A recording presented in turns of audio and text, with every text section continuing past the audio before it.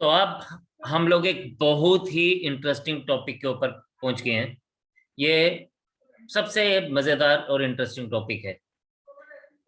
तो this topic is known as arithmetic progression, और इसको प्यार से बोलते हैं एपी। तो इसका निक नेम है एपी, अदरवाइज ये फॉर्मली अर्थमेटिक प्रोग्रेशन कहलाया जाता है। तो सबसे पहले हम बात करते हैं progression. What is progression? Progression हमारे पास वर्ड प्रोग्रेस से आया। प्रोग्रेस होता है बढ़ना, उन्नति करना। तो प्रोग्रेशन भी है, ये उसी से ही हमें एक वर्ड मिला प्रोग्रेशन, जिसका मतलब है आगे बढ़ते रहना। लेकिन आगे बढ़ते रहने का मतलब ये नहीं कि किसी भी तरह से आगे बढ़ते रहना, आगे बढ़ने का कोई एक पर्टिकुलर पैटर्न फॉलो करना। ठीक है, तो पैटर्न के लिए हम लोग बात करते हैं प्रोग्रेशन टू गो अहेड,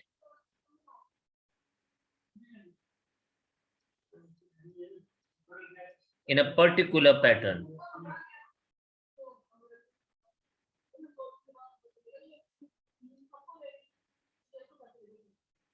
अब देखें, पैटर्न किसी भी तरह से हो सकता है। फॉर एग्जाम्पल आप देखें बच्चे,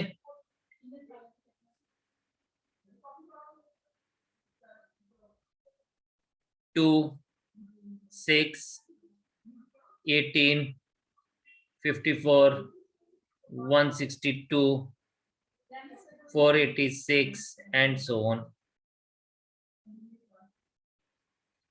फिर एक और देखते हैं, 2, 3, 5, 7, 11, 13 एंड सो ऑन।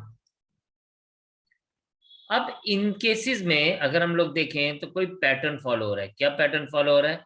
अगर हम फर्स्ट केस को देखें तो यहाँ पे क्या कर रहे हैं हम लोग? इंटू 3। और इस पैटर्न को पहचान के हम लोग क्या कर सकते हैं? हम लोग अगला नंबर फाइंड आउट कर सकते हैं। इंटू 3, इंटू 3, इंटू 3, इंटू 3, और इस पैटर्न को फॉलो करके हम लोग अगला कोई नंबर फाइंड आउट कर सकते हैं। Right?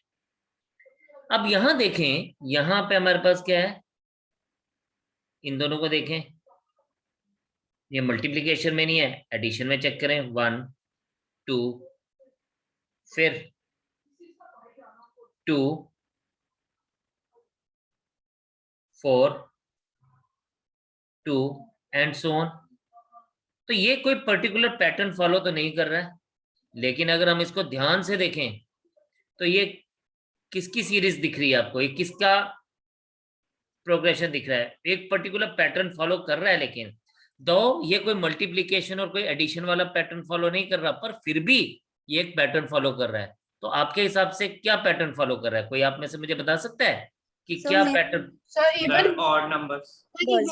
Sir even numbers. No, no, not at all.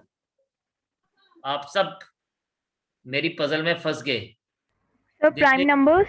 Yes, ये किसने बोला? सर चित्रांगदा। अरे मेरा बच्चा, गॉड ब्लेस यू। तो ये प्राइम नंबर्स की प्रोग्रेशन है, ये एक पैटर्न फॉलो कर रहा है जो प्राइम नंबर्स है। तो मतलब पैटर्न कुछ भी हो सकता है। What I mean to say is we can follow any of the pattern. अब जब बात आती है इस तरह से, और भी तो कोई पैटर्न हो सकते हैं, लेकिन अब हम एक पैटर्न जो देख रहे हैं, for example 3, 7, 11, 15, 19, 23 and so on. तो हमने देखा यहां पे ये जो पैटर्न फॉलो हो रहा है, ये हो रहा है, इसमें हम +4 ऐड कर रहे हैं। 11 में +4 ऐड किया तो 15, 15 में +4 ऐड किया तो 19, 19 में +4 ऐड किया तो 23, और नेक्स्ट नंबर के लिए भी +4 ऐड करेंगे तो 27 हो जाएगा, और ये बात ऐसे चलती रहेगी। तो ये हमारे पास एक और पैटर्न है। और यहां पे अगर आप देखें तो हम लोग जब एक फिक्स नंबर, हमने यहाँ पे एक फिक्स नंबर से मल्टीप्लाई किया था, बट यहाँ पे एक फिक्स नंबर से ऐड हो रहा है to get the next number. तो जब भी एक फिक्स नंबर ऐड होके हमें अगला नंबर मिलता है तो उस पैटर्न को हम लोग अर्थमेटिक प्रोग्रेशन बोलते हैं। अब ये पैटर्न जो है, ये इतने सारा जो हमने काम किया, इस काम में ये जो अर्थमेटिक प्रोग्रेशन ही होगी क्या, ये जो जब हमारे पास एक फिक्स नंबर आ जाता है। तो हमारे पास हम इसको ऐसे लिखेंगे, no we can say that कि भाई प्रोग्रेशन तो हमें समझ आ गई, but what is arithmetic progression? Arithmetic progression is a sequence of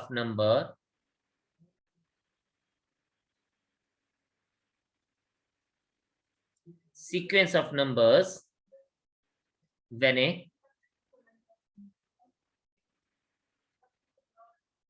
fixed number is added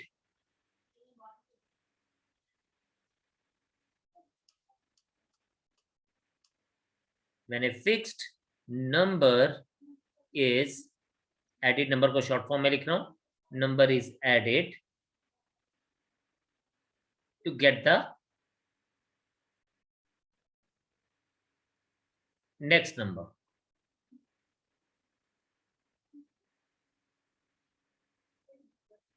Excuse me, sir. You are excused. Sir. To get the next number. अब इस case में ये जो हमारे पास फिक्स नंबर होता है इसको हम कॉमन डिफरेंस बोलते हैं, ठीक है। तो हम कुछ और एग्जांपल्स देखते हैं। फॉर एग्जांपल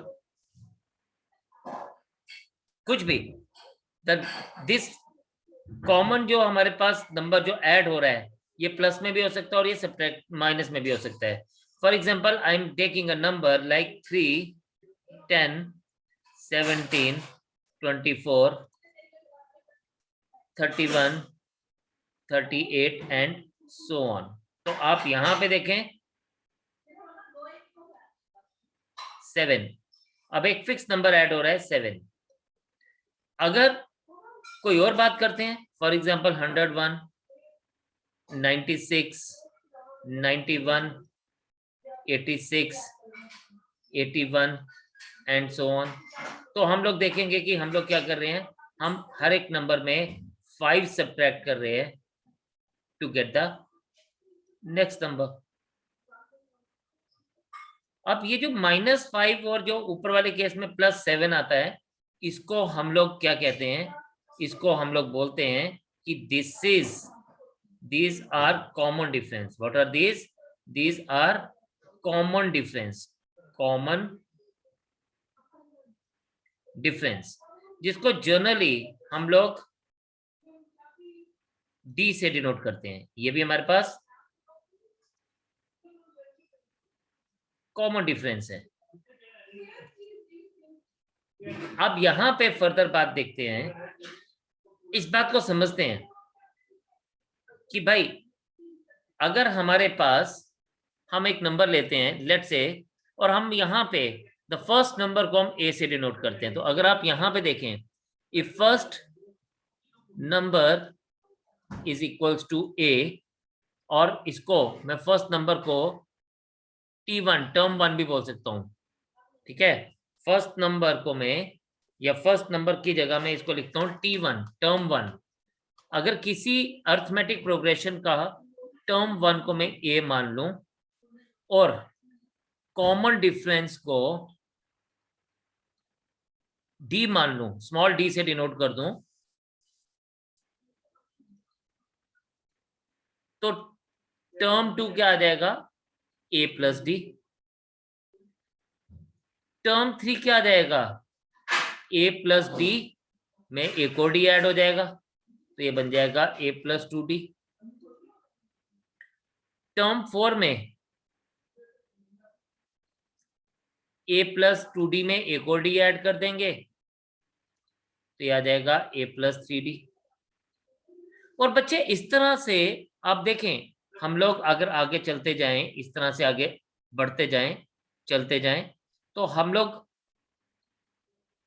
अब आप देखें जब हम सेकंड टर्म ले रहे थे तो डी वॉज एडेड 1 टाइम। कितनी बार ऐड हो रहा था डी? डी एक बार ऐड हो रहा था, राइट। जब हम थर्ड टर्म ले रहे थे तो डी को हम 2 बार ऐड कर रहे थे, 2 टाइम्स डी।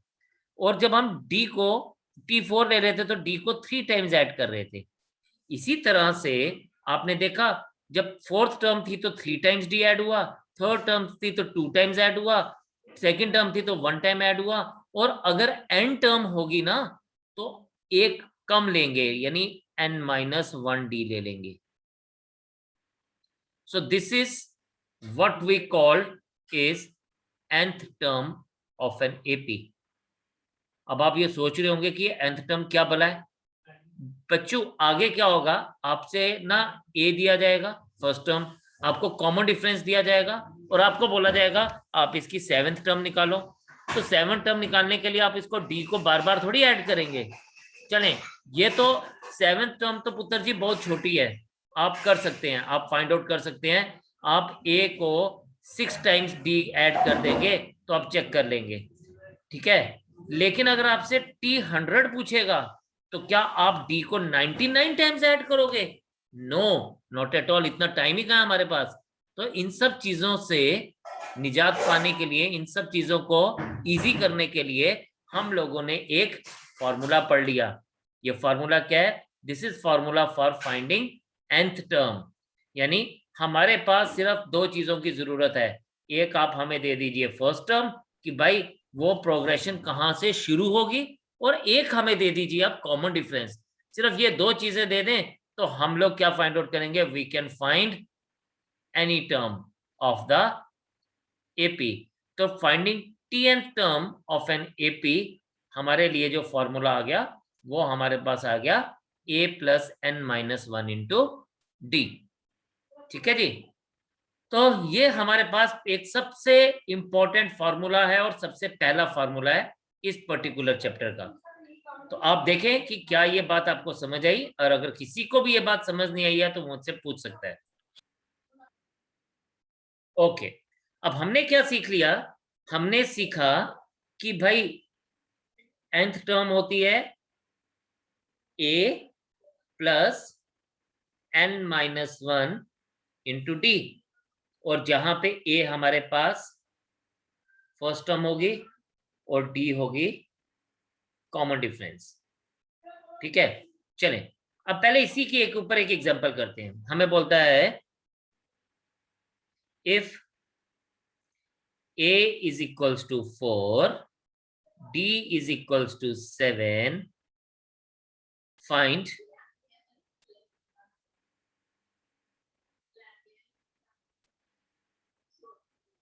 T10,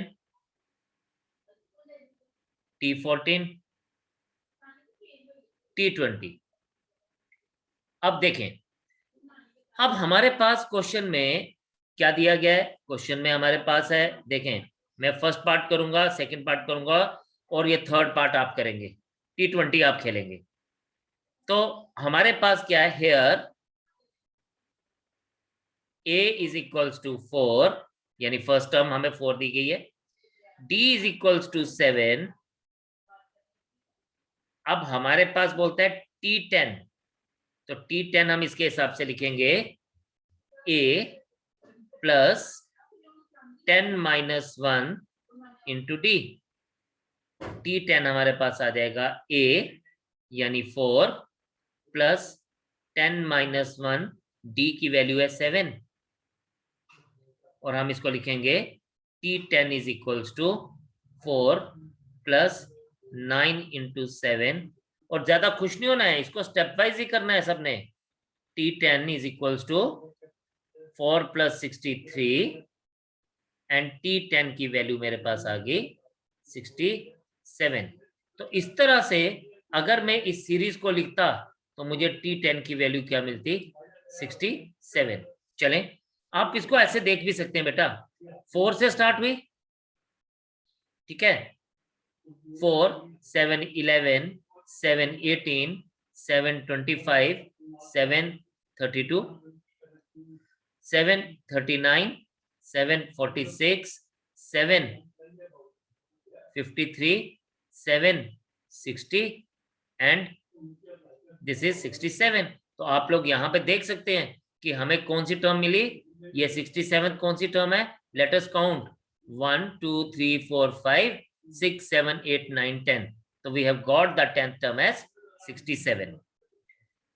इसी तरह से सेकेंड पार्ट हमारे पास बोलता है फाइंड T14. अब हम क्या लिखेंगे? T14 is equals to simply A plus 14 minus 1 into D. T14 is equals to A 4 plus 14 minus 1 into 7. T14 is equals to 4 plus 13 into 7. And we get T14 is equals to 4 plus 91. And we got T14 as 95. So this is how we can find out the any term very easily. Otherwise यहाँ पे मुझे T14 निकालने की जरूरत पड़ती, तो चलिए वो भी देख लेते हैं. 67 plus 7 74 plus 7 81 plus 7 87 88 and plus 7 अगर हम करेंगे तो ये 95 आ जाएगा. So we have seen कि that 14th जो नंबर है हमारे पास या 14 टर्म है वो 95 आ जाएगी. पर इस तरह से मुझे कितनी बार काउंट करना पड़ा? 7 ऐड करके मुझे नेक्स्ट टर्म फाइंड आउट करने की जरूरत पड़ रही है. बट इधर से मैं देखूंगा तो I will be able to find out it in a very easy manner. तो आई होप ये दोनों पार्ट्स आपके लिए क्लियर हैं. अब आप मुझे जल्दी से करके बताएंगे T20 का value. 137. So 137. That's really nice. आप लोग ये ऐसे बोलता है find the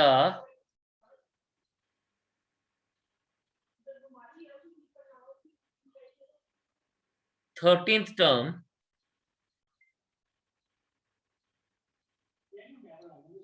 in the following APs. Again एक मैं करूंगा और एक आप करेंगे. फर्स्ट पार्ट है 74 68 62 56 and so on.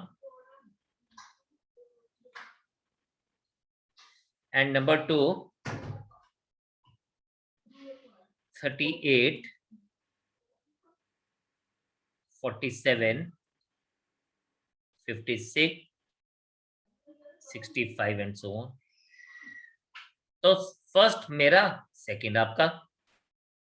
तो फर्स्ट में हमारे पास है, हम इसको इस तरह से लिखेंगे, given AP is,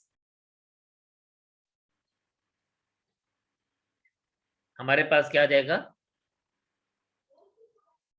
74 68 62 56 and so on. Here A is equals to 74 first term. अब फर्स्ट टर्म हमने खुद से आइडेंटिफाई की, और डी हमारे पास हमेशा क्या होता है, second term minus first term. तो डी हमारे पास आएगा 68 minus 74 that is equals to -6. ये हमारे पास क्या आ गया, दिस इज डी. अब इस बार डी आपका नेगेटिव है. What is D? D is negative. हमें फाइंड आउट क्या करना है, हमें बोलता है T13. तो T13 is equals to A plus 13 minus 1 into D. T13 is equals to A. What is A? A is 74 plus 13 को हम लिखेंगे, 13 minus 1 is 12 into -6. क्या आ जाएगा? अब D हमारे पास क्या है, D is -6. तो 12 into -6. T13 हमारे पास क्या आ जाएगा, 74 minus 72 and that is equals to 2। तो 2 is the final answer for us. ठीक है जी, तो यहाँ पे हमारे पास आंसर क्या आ गया, 2 आ गया।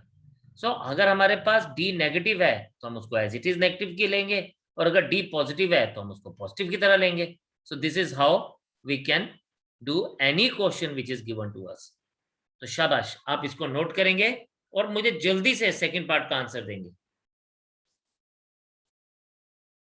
तो हम इसको इतने रखेंगे आज, कल आगे कंटिन्यू करेंगे इससे आगे की तरफ, और इन्हीं कंसेप्ट्स को और आगे लेके चलेंगे with the help of some good questions. तो आप घर पे बैठ के इसको प्रैक्टिस करें, देखें, आगे बढ़ते रहें, और फिर मुलाकात करेंगे आपसे। हमारा चैनल ज़रूर सब्सक्राइब करिए और हमारी वीडियोस को लाइक और शेयर ज़रूर करिए। अपने तक रखें, नहीं अपने दोस्तों तक भी पहुँचाएं। सो with this, I take a leave. See you in the next session. Bye bye and Jai Hind.